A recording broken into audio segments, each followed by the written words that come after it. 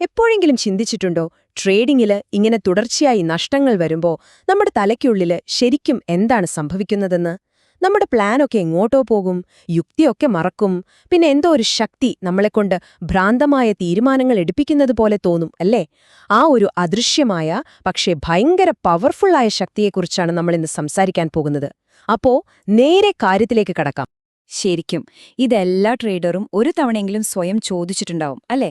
എങ്ങനെയാണ് ഒരൊറ്റ നഷ്ടം, പിന്നെ അതിനു പിന്നാലെ വേറെന്ന്, അങ്ങനെ പോയി പെട്ടെന്നൊരു നിമിഷം നമ്മുടെ എല്ലാ കൺട്രോളും പോകുന്നത്? നമ്മൾ എത്ര കഷ്ടപ്പെട്ടുണ്ടാക്കിയ പ്ലാനും സ്ട്രാറ്റജിയും ഒക്കെ ഒരു പുക പോലെ അങ്ങ് മാഞ്ഞു പോകും. എന്താ ഇതിന്റെയൊക്കെ പിന്നിലെ കാരണം? അപ്പോ ഇതിന്റെയൊക്കെ തുടക്കം വളരെ സിമ്പിളായിരിക്കും. ഒരു ചെറിയ നഷ്ടം.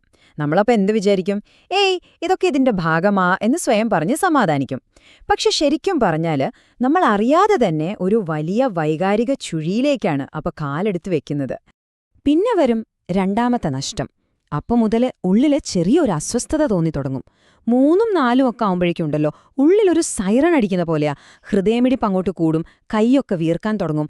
ആ സ്ക്രീനിലേക്ക് നോക്കിയിരിക്കുമ്പോൾ എന്തോ ഒരു വെപ്രാളം നമ്മളെ വന്ന് പിടികൂടും.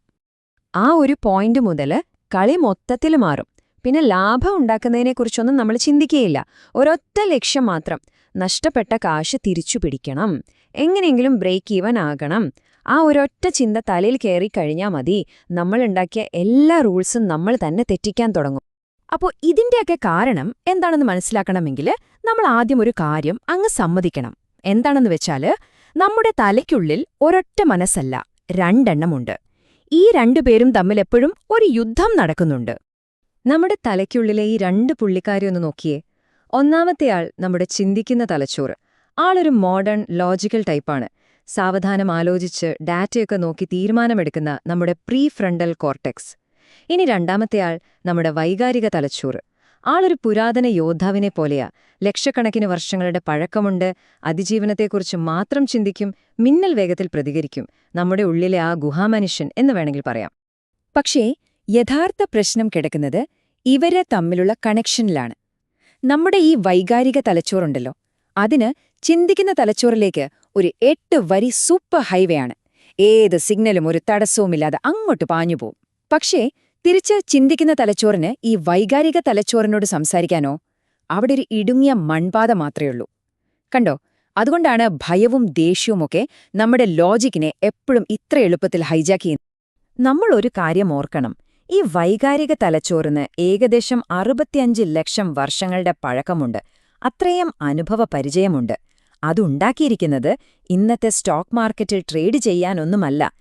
എപ്പോ വേണമെങ്കിലും ഒരു സിംഹം ചാടി വീഴാൻ സാധ്യതയുള്ള ഒരു പഴയ ലോകത്ത് നമ്മളെ ജീവനോടെ നിർത്താനാണ് അതിന്റെ ഡിസൈൻ.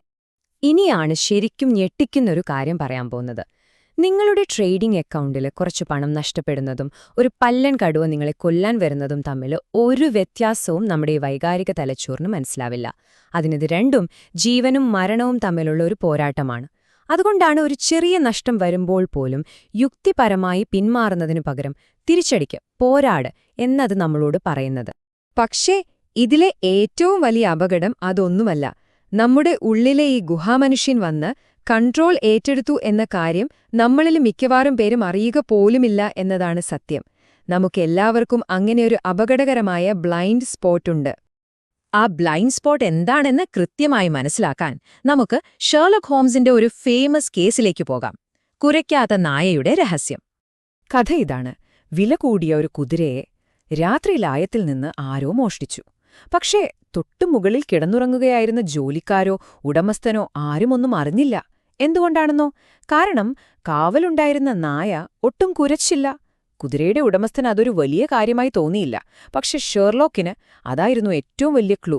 ഒരു നായ കുരച്ചില്ലെങ്കിൽ അതിന് ഒരൊറ്റ അർത്ഥമേ ഉള്ളൂ: വന്ന കള്ളനെ ആ നായ്ക്ക് നന്നായി അറിയാമായിരുന്നു. അപ്പോ ഇവിടെ യഥാർത്ഥ തുമ്പുണ്ടാക്കിയത് സംഭവിക്കേണ്ട ഒരു കാര്യം, അതായത് നായയുടെ കുര, സംഭവിക്കാതിരുന്നതാണ്. ഇതേ ബ്ലൈൻഡ് സ്പോട്ട് തന്നെയാണ് ട്രേഡിംഗിലും നമുക്ക് സംഭവിക്കുന്നത്. നമ്മുടെ വൈകാരിക തലച്ചോറ് വന്ന് കൺട്രോൾ ഏറ്റെടുക്കുമ്പോൾ നമ്മുടെ ലോജിക്കൽ മൈൻഡ്, നമ്മുടെ യുക്തിസഹമായ മനസ്സ് എന്നാ കാവൽ നായ ഒരു മുന്നറിയിപ്പും തരുന്നില്ല. അത് മിണ്ടാതിരിക്കും. അതുകൊണ്ടുതന്നെ നമ്മൾ റിവെഞ്ച് ട്രേഡിംഗിന്റെ കെണിയിൽ വീണുപോയി എന്ന് നമ്മൾ അറിയുക പോലുമില്ല. ആ നായ കുരയ്ക്കാത്തതാണ് നമ്മുടെ പ്രശ്നം, നമ്മുടെ ബ്ലൈൻഡ് സ്പോട്ട്. അപ്പോ ഇതിലെ മോശം വാർത്ത എന്താണെന്ന് വെച്ചാൽ നമ്മുടെയെല്ലാം തലച്ചോറിന്റെ ഒരു ബേസിക് ഡിസൈൻ ഇങ്ങനെയാണ്. എന്നാൽ ഒരു നല്ല വാർത്തയുണ്ട്. ഈ ഡിസൈൻ, ഈ വയറിംഗ് നമുക്ക് മാറ്റിയെടുക്കാൻ പറ്റും. നമ്മുടെ മനസ്സിനെ പുതിയ രീതിയിൽ ട്രെയിൻ ചെയ്തെടുക്കാൻ സാധിക്കും. അതെങ്ങനെയാണെന്ന് നമുക്ക് നോക്കാം. ഇതിന് പ്രധാനമായും 2 സ്റ്റെപ്പുകളുള്ള ഒരു സൊല്യൂഷനാണുള്ളത്. ഒന്നാമത്തത് ഇമോഷണൽ റെഗുലേഷൻ, അതായത് ആ നിമിഷത്തിൽ നമുക്ക് തോന്നുന്ന ആ ഒരു തിടുക്കത്തെ, ആ ഒരു ആവേശത്തെ കൺട്രോൾ ചെയ്യുക. രണ്ടാമത്തത് മൈൻഡ്സെറ്റ് റീട്രെയിനിങ്, അതായത് ഈ ഒരു റിയാക്ഷന് കാരണമാകുന്ന നമ്മുടെ ഉള്ളിലെ അടിസ്ഥാന വിശ്വാസങ്ങളെ തന്നെ മാറ്റിയെടുക്കുക. ഈ ആദ്യത്തെ സ്റ്റെപ്പ് എന്ന് പറയുന്നത് ഒരു എമർജൻസി റെസ്പോൺസ് പോലെയാണ്, ഒരു ഫസ്റ്റ് എയ്ഡ്. ആ വൈകാരിക കൊടുങ്കാറ്റ് വരുന്നു എന്ന് തോന്നുമ്പോൾ തന്നെ ചില ബ്രീത്തിംഗ് ടെക്നിക്കുകൾ ഉപയോഗിച്ചും ശരീരത്തിലെ ടെൻഷൻ കുറച്ചുമൊക്കെ ആ ഒരു ഹൈജാക്കിംഗ് സംഭവിക്കുന്നതിന് മുൻപ് തന്നെ അതിനെ ദുർബലപ്പെടുത്താൻ നമുക്ക് പഠിക്കാൻ പറ്റും. ഇനി രണ്ടാമത്തെ സ്റ്റെപ്പ്, ഇതാണ് ശരിക്കുള്ള പണി. നമ്മുടെ തലച്ചോറ് ട്രേഡിങ്ങിനെ കാണുന്നത് അനിശ്ചിതത്വത്തിന്റെ ഒരു പേടി സ്വപ്നം പോലെയാണെന്ന് നമ്മൾ ആദ്യം തിരിച്ചറിയണം. റിസ്കിനോടുള്ള നമ്മുടെ കാഴ്ചപ്പാട് തന്നെ മാറ്റാൻ നമ്മൾ ആക്റ്റീവായി ശ്രമിക്കണം. ഇത് വെറുതെ ബുദ്ധി കൊണ്ട് ഓക്കെ എനിക്ക് മനസ്സിലായി എന്ന് പറയുന്ന പോലെ അല്ല. ഇതൊരു വൈകാരികമായ ഹെവി ലിഫ്റ്റിംഗ് ആണ്. നല്ല പോലെ എഫേർട്ട് എടുക്കേണ്ട കാര്യമാണ്.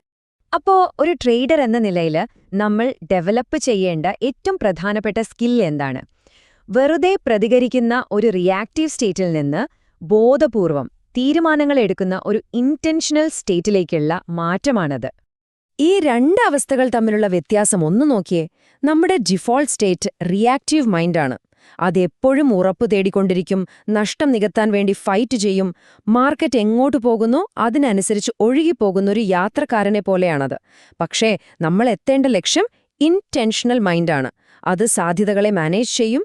ജയവും തോൽവിയുമൊക്കെ ഒരു വലിയ കളിയുടെ ഭാഗം മാത്രമാണെന്നതിനറിയാം. അതൊരു യാത്രക്കാരനല്ല, ആ വിമാനത്തിന്റെ പൈലറ്റാണ്. അതുകൊണ്ട് നമ്മൾ ഓർക്കേണ്ട ഏറ്റവും പ്രധാനപ്പെട്ട കാര്യം ഇതാണ്. നമ്മുടെ ലക്ഷ്യം മാർക്കറ്റിലെ ഔട്ട്കം കൺട്രോൾ ചെയ്യലല്ല, കാരണം അത് നമ്മുടെ കയ്യിലല്ല. പകരം ആ അനിശ്ചിതത്വത്തിലേക്ക് നമ്മൾ ഏതുതരം മനസ്സിനെയാണ് കൊണ്ടുപോകുന്നത് എന്ന് കൺട്രോൾ ചെയ്യുക എന്നതാണ്. അപ്പോ അവസാനത്തെ ചോദ്യം നിങ്ങളോട് തന്നെയാണ്. നിങ്ങൾക്ക് മാർക്കറ്റുകളെ കൺട്രോൾ ചെയ്യാൻ പറ്റില്ല, അതൊരു യാഥാർത്ഥ്യമാണ്. പക്ഷേ ആ മാർക്കറ്റുകളിലേക്ക് നിങ്ങൾ കൊണ്ടുപോകുന്ന നിങ്ങളുടെ സ്വന്തം മനസ്സിനെ കൺട്രോൾ ചെയ്യാൻ പഠിക്കാൻ നിങ്ങൾക്ക് കഴിയുമോ? അതാണ് യഥാർത്ഥ വെല്ലുവിളി. അവിടെയാണ് യഥാർത്ഥ വിജയം.